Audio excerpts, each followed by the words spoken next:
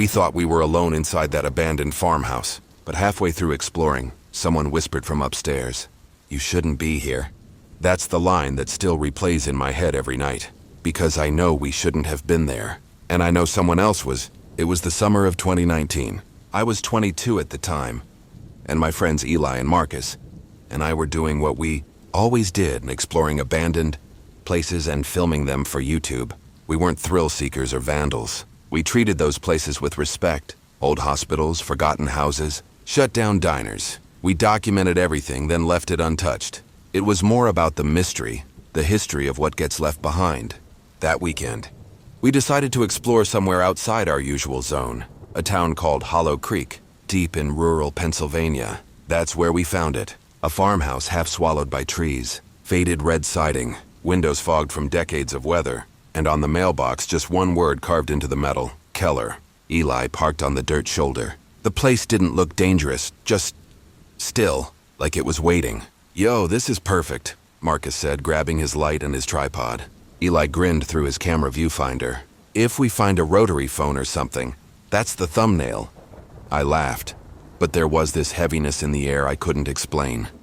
It wasn't excitement. It was like we were walking into somewhere that didn't want to be found. We pushed open the front door. The hinges groaned like a scream. Dust swirled in the flashlight beam, thick enough to taste. Inside, the air smelled of old books and mildew. There were stacks of yellowed magazines, furniture under sheets, and a piano covered in cobwebs. A whole life just paused. Marcus panned his light across a family photo on the wall. A man, a woman, 2 kids, all smiling, but the faces were scratched out. "Creepy," Eli muttered under his breath. We spread out. I went toward the kitchen. Marcus checked the living room. Eli filmed everything. The sound of our footsteps echoed off the empty walls. That's when we heard the first noise, a faint creak from upstairs. Just once, we froze, looked at each other. Eli whispered, "You heard that, right?" "Yeah," I said. "Probably the house settling." But the sound didn't feel structural. It sounded careful. We ignored it like idiots. In the kitchen, dishes were still stacked neatly in the drying rack. Food packages from the 80s lined the shelves. And on the counter, a coffee cup, still half full, the liquid dried to a black crust at the bottom. "Dude," Marcus said, filming over my shoulder, "this looks like someone just walked out one day." "Yeah," Eli replied, "and never came back." Downstairs, we found a door in the hallway that led to the basement. Rusted latch, thick smell of damp air. Marcus went first, then Eli, then me. The basement looked like a time capsule. Old toys, boxes of Christmas decorations, shelves of glass jars filled with yellowish liquid. Each one had something floating inside. Too warped by age to tell what it was. Eli leaned in close with his camera. "What do you think's in these?" "Don't," I said. "Let's just film and bounce." Then, thud. We all froze. The sound came from upstairs. One step, then another. Rhythmic, pacing. Eli whispered, "Tell me that was you." We all stared at each other. No one moved. Every step we heard was deliberate, measured, like someone was slowly walking from one end of the house to the other, directly above us. I whispered, "Okay, someone's up there." Marcus nodded. "Maybe squatters." "Then let's just tell them we're filming," Eli said. "No big deal." We climbed the basement stairs, the wood creaking under our weight. The sound stopped the moment we reached the main floor. The living room was empty. The air felt heavier, colder.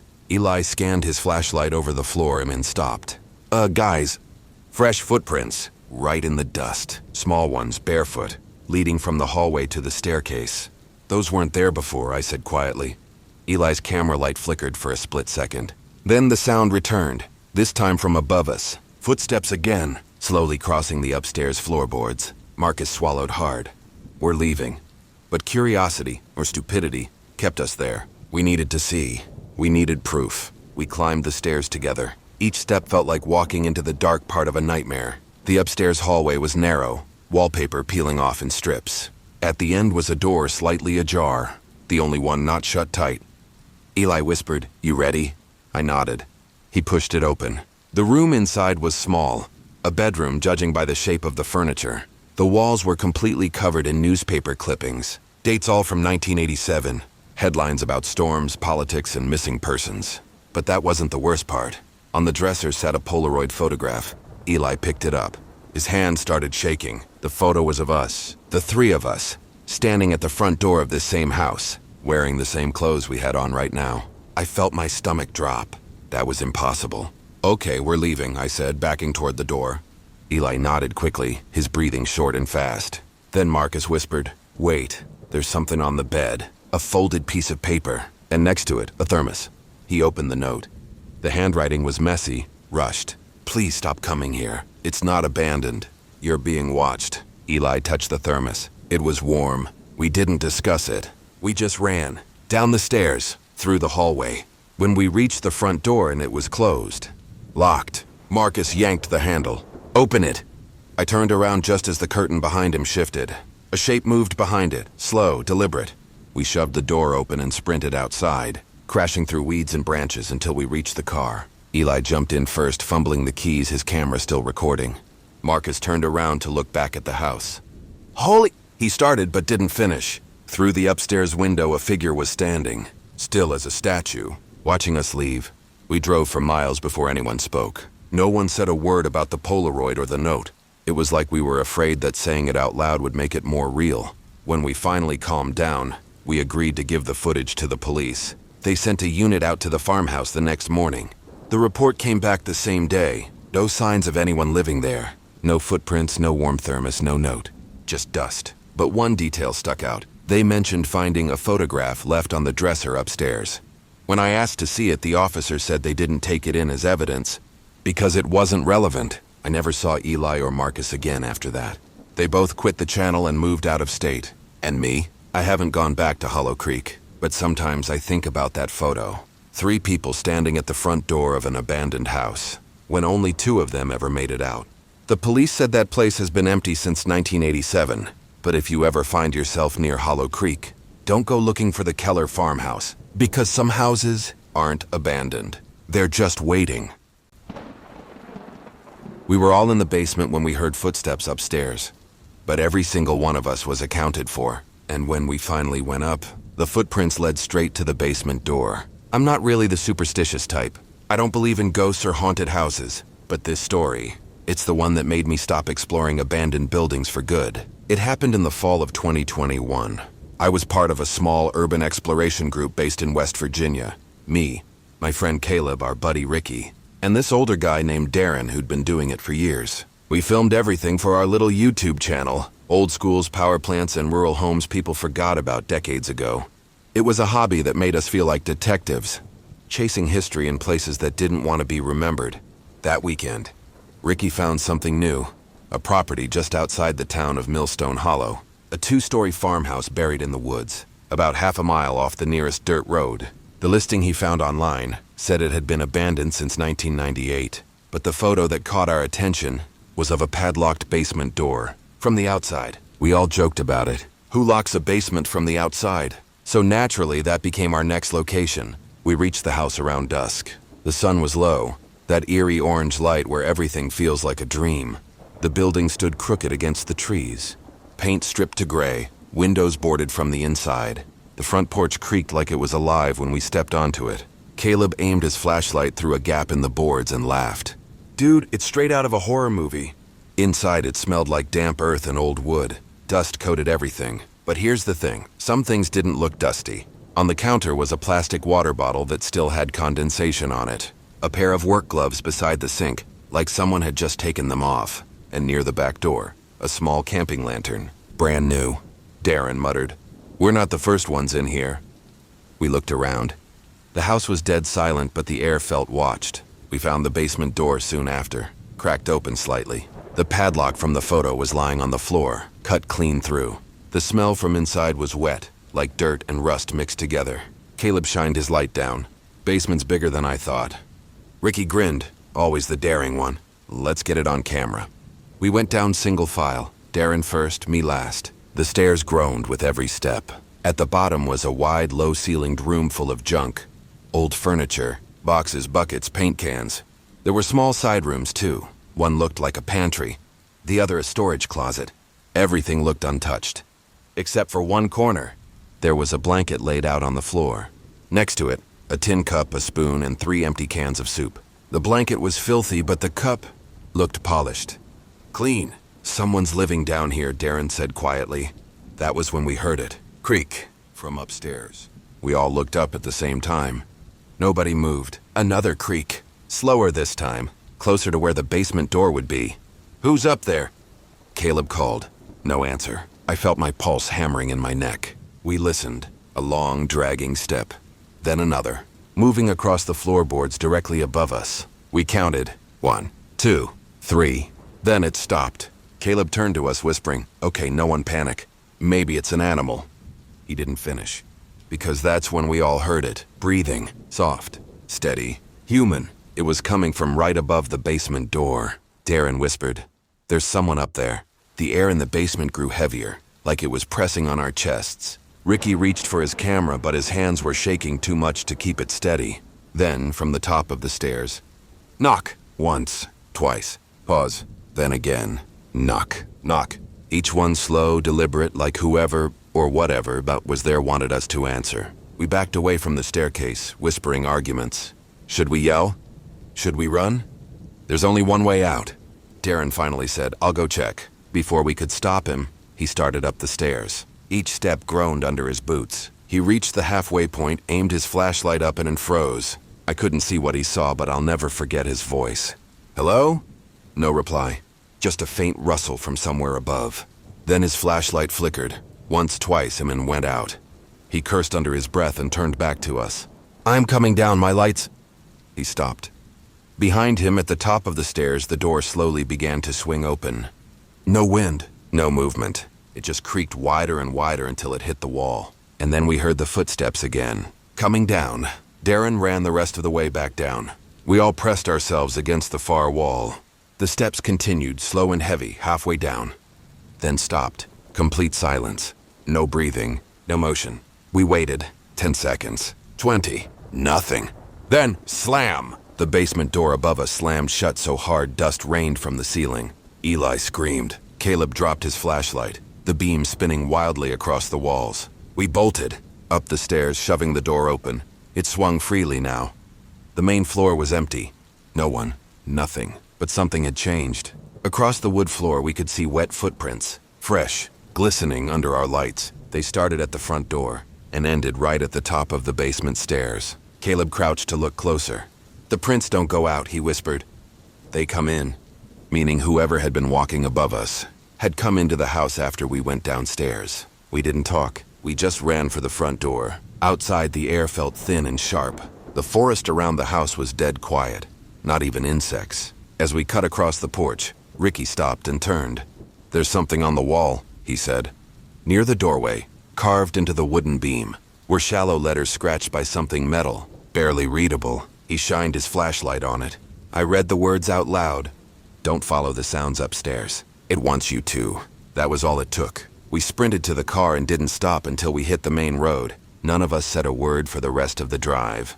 2 days later, Ricky went back alone to grab his tripod. We'd left it behind in the panic. He called me afterward, voice shaking. The house was gone, burned to the ground. He said the fire marshal told him the cause was unknown electrical ignition. But that house hadn't had power in 20 years. We never posted the footage. Darren quit exploring altogether, and me, I still can't sleep with the lights off, because sometimes when I close my eyes, I swear I hear footsteps moving across the floor right above me. We found a note inside an abandoned house. It was sitting on the kitchen table, dated the same morning we found it. I've always been fascinated by places time forgot. Old homes, small-town factories, hospitals frozen in the past. They all hold stories that never made the news. I never called myself an urban explorer. I wasn't chasing ghosts or trying to get clicks. I just wanted to document what people leave behind. That's what led me to the Holloway house. It was early March of 2023 when another explorer, a guy I talked to online a few times, sent me an address in the middle of rural West Virginia. He said the house had been discovered by accident. A hiker found it while cutting through the woods. A perfect time capsule from the early 2000s. He told me one thing that stuck with me. You'll feel like somebody just got up and left. The drive out there was long, about 2 hours down. A cracked 2-lane road surrounded by trees. By the time I reached the old dirt driveway, it was just after sunrise.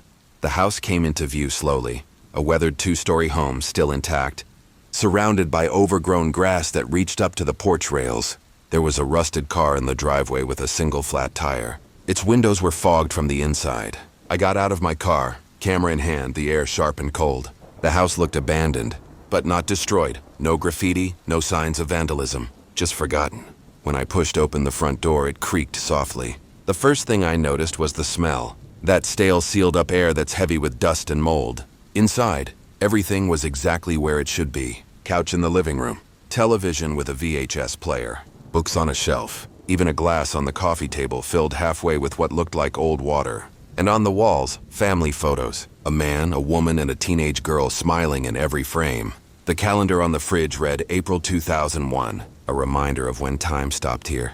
I started taking photos for the blog. I always document rooms before touching anything. The air was cold enough that my breath showed. Every step echoed like I was walking through someone's memory. The kitchen was my favorite room. Retro wallpaper peeling away in corners. An old analog clock ticking faintly even though it wasn't plugged in. But there was something off. The rest of the room was buried in dust. Except for the kitchen table. The wood surface was clean, spotless like someone had just wiped it.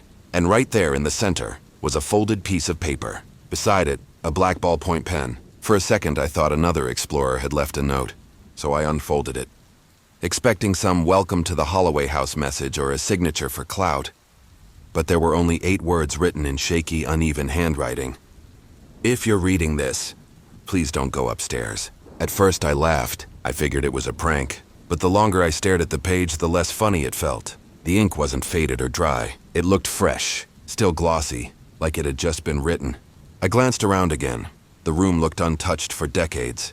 Yet this paper looked brand new. I looked at the fridge.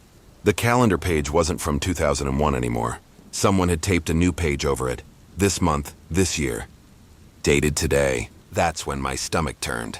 I looked down at the floor and saw faint footprints. Not from boots, but bare feet, leading from the table toward the stairs. Every print was faint but visible in the thin layer of dust. And halfway up the stairs, they just stopped. I stood there for a long minute, the kind of silence that feels alive. My heart was pounding so hard it hurt. I told myself it was probably just a squatter. Maybe someone who'd made this place their home. But the table, the calendar, the note dated today. Someone had been here this morning. Still, curiosity overrode fear. I switched my camera to video mode. March 3rd, 2023, I said quietly into the mic. Exploring the Holloway House. Found a note that says not to go upstairs. I walked to the base of the staircase. The wood moaned under my first step. And that's when I heard it. A dragging sound. Slow. Heavy. Coming from upstairs. Something scraping across the floor, then stopping. I whispered, "Hello?" No reply. The stairs creaked again. Not from me this time. One step, then another. Coming closer to the landing. I froze halfway up. And then from the top of the stairs I heard a faint voice. Soft. Female. It said, "Please, leave." I nearly dropped my camera. I couldn't tell if it was coming from a room or right in front of me. I forced myself to look up. The hallway stretched out. 5 doors, all open except for one at the very end, the closed one. My light flickered against the peeling wallpaper as I stepped forward. The air felt colder with each step. When I reached the door, my hand was shaking so badly I could barely grab the handle. I pushed it open slowly. Inside was a child's bedroom. Pink wallpaper faded to gray, stuffed animals scattered across the floor. A twin bed with a yellowed blanket still tucked neatly in place. But what stopped me were the impressions on the bed. 3 of them, side by side, as if 3 people had just been lying there minutes ago. And on the nightstand, a dusty photo frame with the same family I'd seen downstairs. Father, mother, daughter, smiling. I lifted my camera again and froze when the flash illuminated something new. A footprint, fresh, right beside me. It wasn't there a second ago. And then, from the closet behind me, came breathing.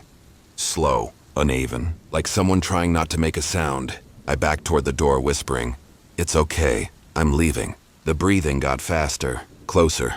I turned and ran, down the hall, down the stairs, straight for the kitchen. As I passed the table, something caught my eye, the note.